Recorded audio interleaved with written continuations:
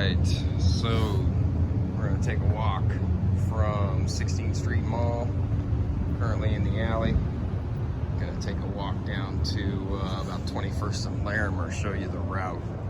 So the nice thing about the Denver alleys, all kinds of crazy people, all kinds of drug users, people sleeping in the doorways and eating out of the dumpsters. So we'll try to talk to some of those people later. I also got some artwork in the alleys, so when you're downtown, you always want to check that out. And so we are leaving from what used to be the Rialto Cafe. The Rialto Cafe was around for some 26 years. Closed during the bullshit over the last couple of years.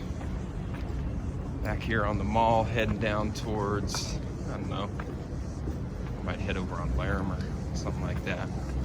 But your 16th Street Mall, biggest retail sector in the state. Lots of tourist traps, restaurants. You got the hotels here downtown. And so we've got a group hanging out, not doing much, it looks like.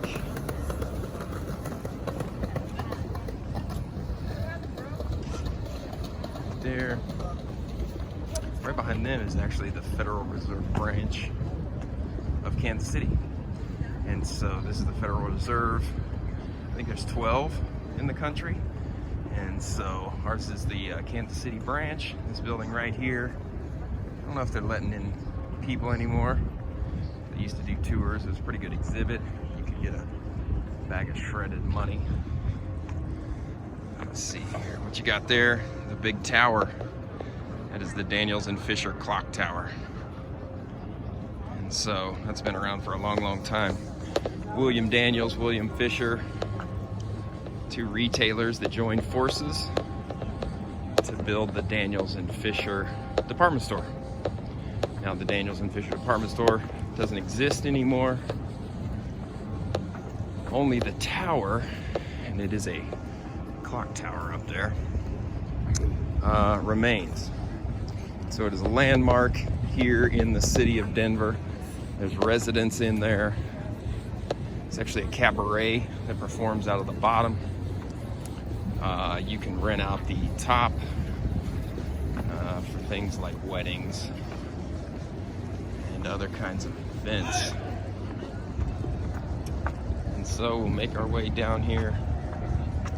Let's see, coming up next is Lawrence Street. We are walking downhill. One end of downtown, one end of the 16th Street Mall is higher in elevation than the other. Hello, sir. How you doing? Merry Christmas. Hey, thanks, man.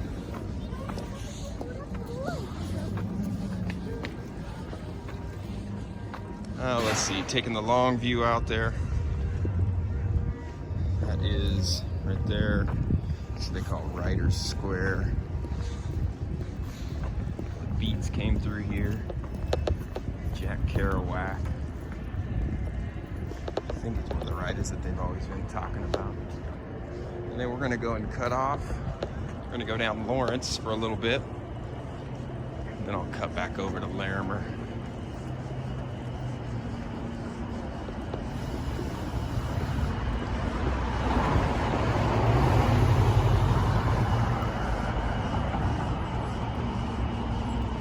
Anytime somebody comes downtown,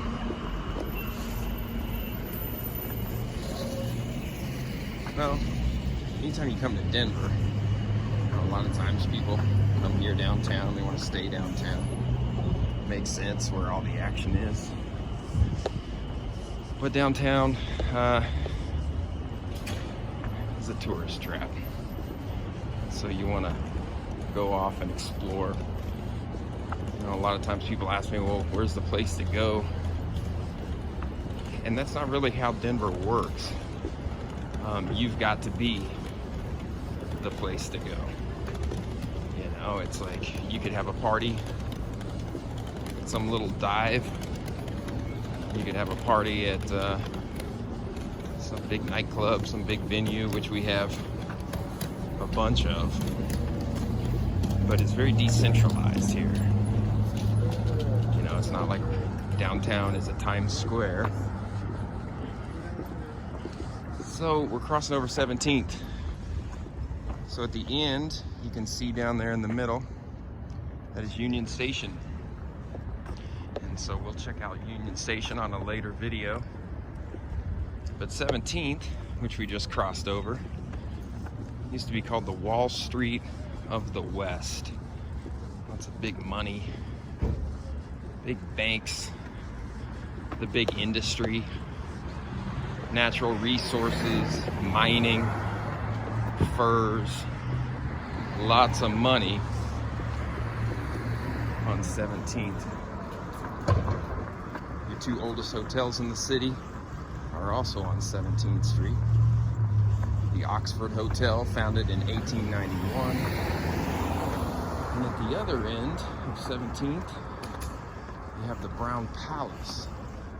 It was actually opened later in 1892.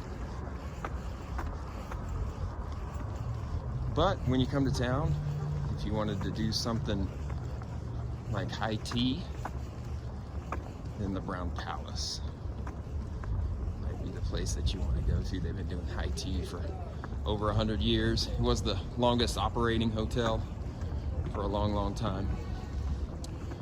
COVID put a cramp on that. But both the Oxford and the Brown Palace, beautiful old hotels dating back to the 1890s. Now, you see this building here, the Denver City Cable Railway Company. And so, you had a couple of these kind of buildings here in downtown that would act as power generators and substations for the early trolley car. Now the spaghetti warehouse used to be in that building recently. It's been moved. Hey, pardon us. A lot of brick here in downtown. And that's because we can produce a lot of brick. It's an early industry. Our mountains produce all kinds of building materials, whether it's cement, brick, basalt for road base, marble, granite, limestone, lots and lots. Hey bud, how are you? And yourself? Good, thanks man.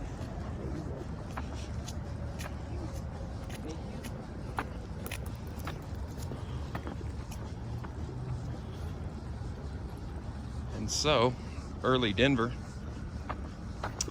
was made out of wood.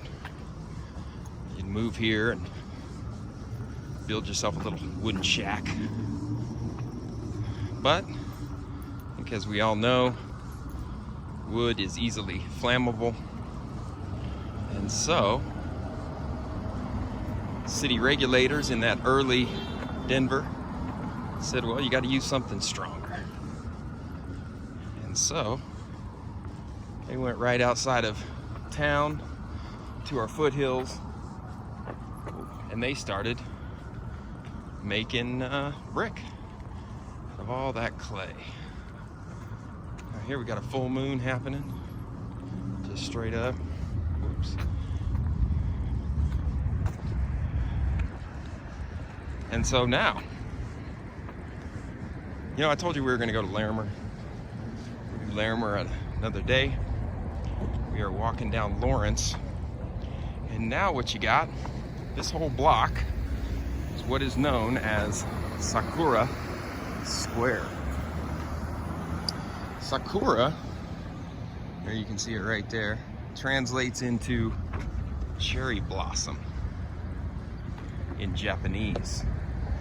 And so this part of town had all kinds of cool blocks, the Japantown and Chinatown, blacks and Mexicans, all kinds of different racial groups, ethnic groups, but early American groups. And so this is what you have left, and this is Sakura Square. So you can see there, you got the Pacific Mercantile Company, little grocer. And then next to it, you got the Buddhist temple. Now I did read that the Buddhist temple might be going away. And so if something like that happens, well,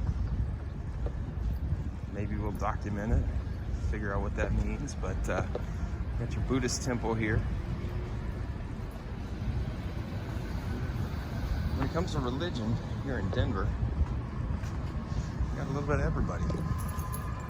Church of Cannabis, Church of Scientology, the Buddhist temple there, all the Christian religions, Muslim religions.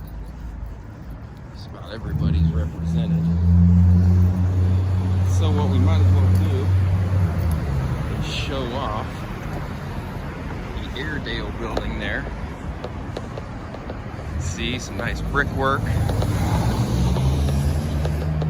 Up top you might not be able to see, but this building was built in 1919. When I first moved to town,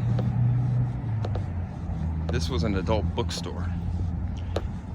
This part of town saw a lot of brothels, and that's exactly what this was for a long time. Turned into an adult bookstore. And now you've got a venue called Ophelia's. It's been shuttered because of COVID, but they are making a comeback. And then if you want to stay in a hostel, you got the Hostel Fish right up there. And so that's a cool spot here in the city. Ophelia's, you can see a show, get some food, get some drink, all there in what was an old adult bookstore. So now we have made it over here to Larimer. Larimer has a lot of history, and I almost stepped in some shit. A lot of shit. But Larimer is the first main street in town. It's named after a William Larimer.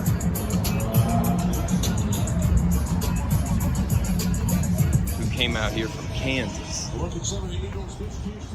Now this stretch through here for a long time was considered Skid Row.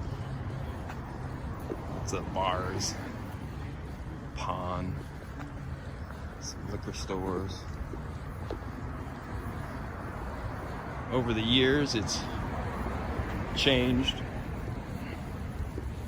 There's still a lot of elements from the original layout. That's the right term.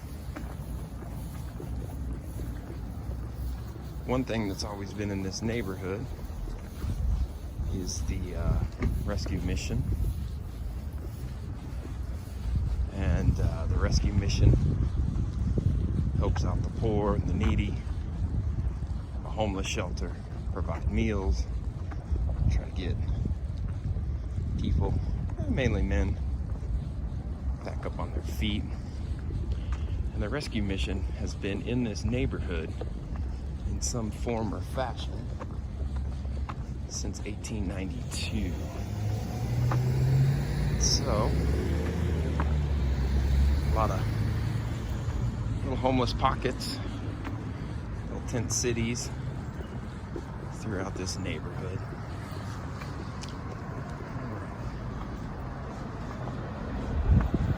Now, to show this spot off, Mexico City, that is a restaurant that has been around 65 years.